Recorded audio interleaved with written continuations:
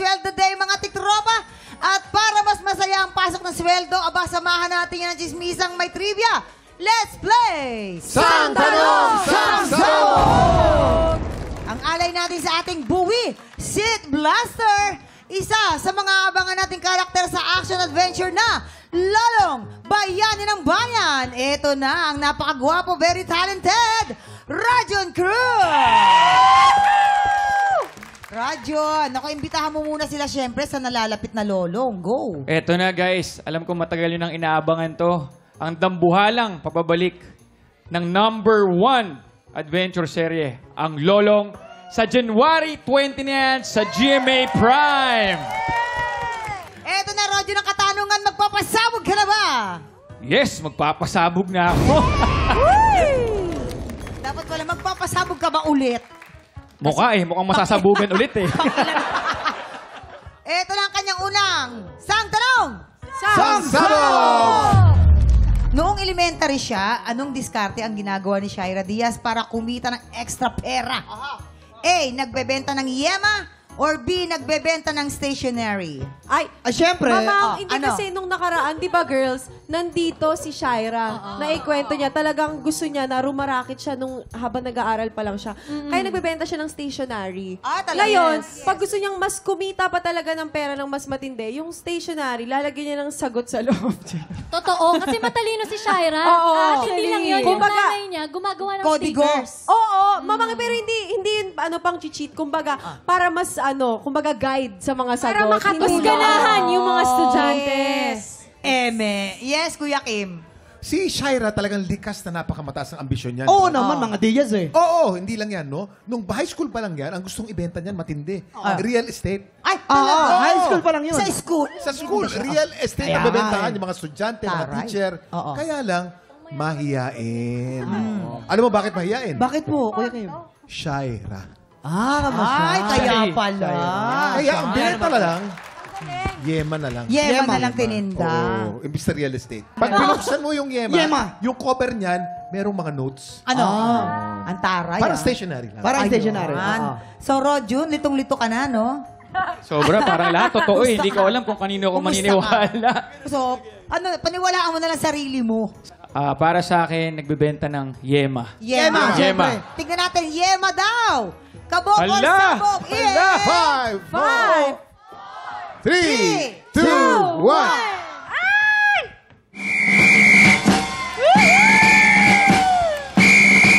Very Nice good. one. At ito pa ha, mama niya ang nagluluto ng yema. O, Eh, diba? nakakatawa Galing naman. Ito naman ang yung pangalawang Sang Tanong. Sang Sabog!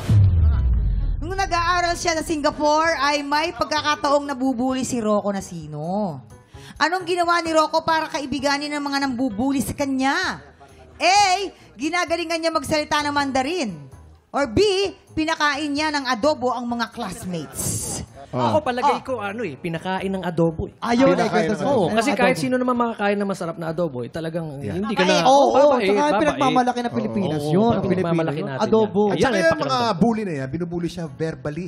Sinasabihan Oo, siya. sabi. Ano ba sinasabi sa kanya Ano palagi? sinasabi? Rocco! Nasino ka? Nasino ka? Tinatanggal na ng identity. Oo, nasino ka, nasino ka. Oo. Sino? Hindi totoo yun. Hindi totoo yun kay Roger. Aba, siyempre, hindi ko yun. Arigato! Kame! Well! Dahil walang sinabi ang kami-hami mo sa boyfriend ko. Ay! Ka-dojo sila. Ayaw nga pala ng jiu-jitsu. Sa jiu-jitsu. At si Rocco mismo nagsabi, marunong siya mag-Chinese. Mandarin. Actually, Ang alam na ginamit alam niya. ni Lian to eh. Mandarin? Alam ko nag-iilonggo rin si ano. Hindi, oo kasi. Di ba nag-iilonggo siya? Parang yung Oo. Mailongga girl. Oo, Kailan Mailonggo ba yan? Girl. 9:35 p.m. po yan sa GMA. Ayun. Pero yun nga, Mandarin nga. Kasi, di ba Mandarin? alam ko yung anak niya, tinuturuan niya mag-Mandarin din kahit bata pa. At saka para mas madali kang makisalamuha sa mga tao, kailangan matutunan mo talaga yung lengguwahe. I think yun ang pinakamatalinong pwede mong gawin sa lahat. Yes, para ma-impress sa'yo yung mga nambubuli sa'yo. Totoo. Yes. Kaya kung matalino ka, Kuya Rojon, sa amin ka makikinig. Ayun. Wow, kalain mo. Bahala ka, Rodjon. Sa tingin mo, sino ang pakikinggan mo sa kanila? Yung nagpakain ng adobo o yung nag-aral ng Mandarin? Siyempre, matalino ako, kaya sa kanila ako makikinig. Tama, tama. Si Rocco kasi, matagal ko ng kaibigan si Rocco. Alam ko na bukod sa magalingan, syempre aral yan sa mga jiu-jitsu, sa martial arts. Oh, Nakwento niya na rin sa akin dati na na nagmamandarin siya. nagmamandarin siya. Marunong siya magmandarin. Akalain mo. Sige, sure ka na doon, ha? Siguradong hindi ako masasabugan ngayon. Okay, tignan natin Itong kung round na tamang to. sagot niya. Nag-aral daw ng salitang Mandarin, kabog or sabog in 5, 4, 3, 2, 1. Oo nga. Ginalingan niya talaga ng bongga. Ang galing mo din, Rodjun, ha? Thank you, thank you. Tignan natin. Ito, kung makakasagot ka pa rito, ito na ang iyong pangatlong sang tanong. Sang Sabog! Noong teenager siya, ay nakaka-experience si John Arcilla ng stage fright tuwing magpe-perform sa stage. Naku, Anong pinakakinakatakutan ni John Arcilla noon?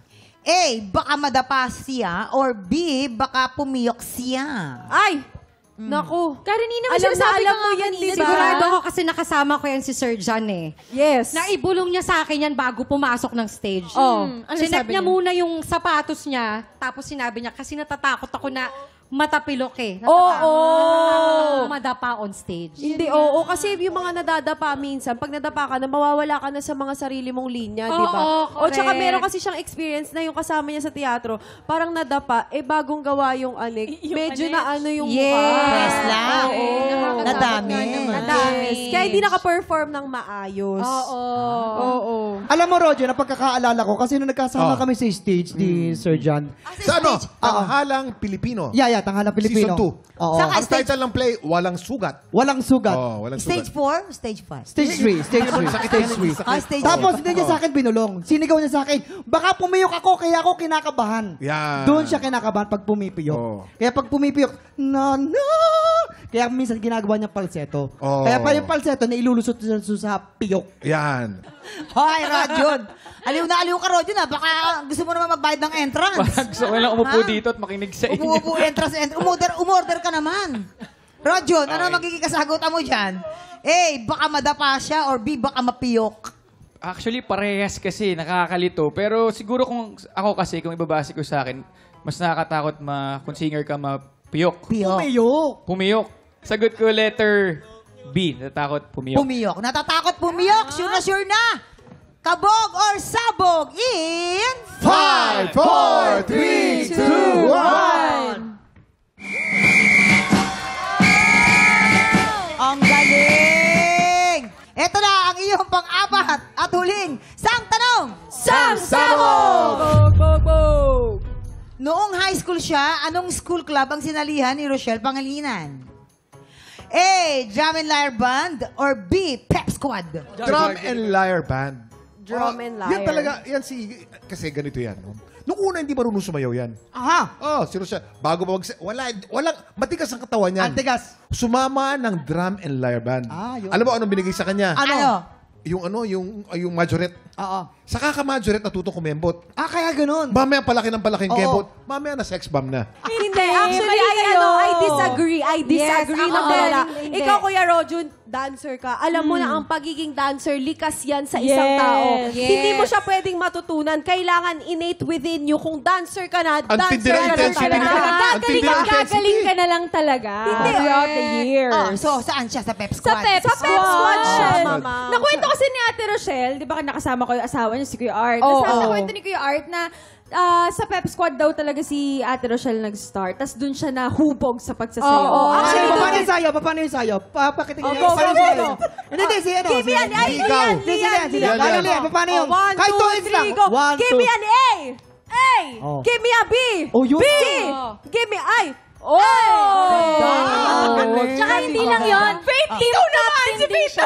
Ha? Ano? Siya nagtuturo dun sa mga kasama Tama. niya. nung sa- Paano yung magtuturo? Paano yung tuturo? Nakita mo ngayon, nagtuturo din siya, di ba? Totoo At saka, Ano? at saka sa Pep Squad, di ba, sumisigaw sila. Oo. Kaya nung sex bomb na siya, nagiget-get.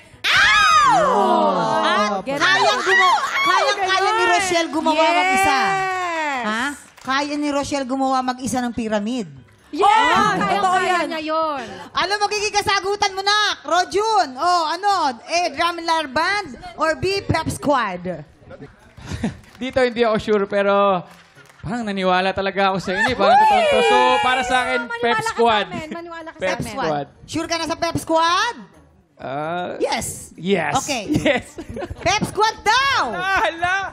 Last na to ha. Kabog or sabog in 5, 4, 3, 2, 1. Ayan. Nakabukas pa yung bibig mo, ha? Ang lapit pa niya dun sa ano. Kuya Rose. Sabi sa'yo eh. Ayun, totoo nga, nag-majorette pala siya talaga. Oo. Ayaw mo maniwala sa amin. Nag-majorette Barreto pala siya doon. Ang galing nyo. Kala ko totoo. Grabe kayo. Galing ba? Kumusta ulit ang iyong experience ulit? Eto, nasabugan na naman. Thank you, TikTok. Thank you, TikTok. Ayan.